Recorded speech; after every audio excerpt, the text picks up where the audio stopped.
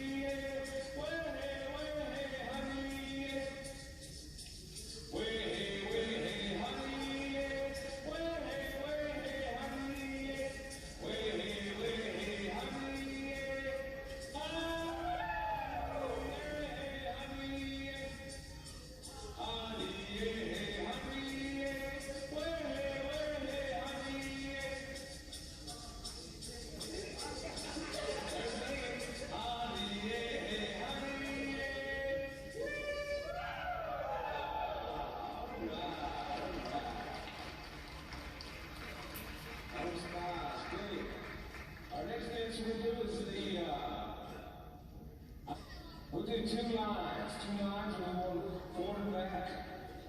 Two lines. Two lines, there we go. Now what they're going to do is they're going to be acting like horses. So will they? They're going to be prancing like a horse. And you notice what's going to happen every time they turn, they're going to turn counterclockwise.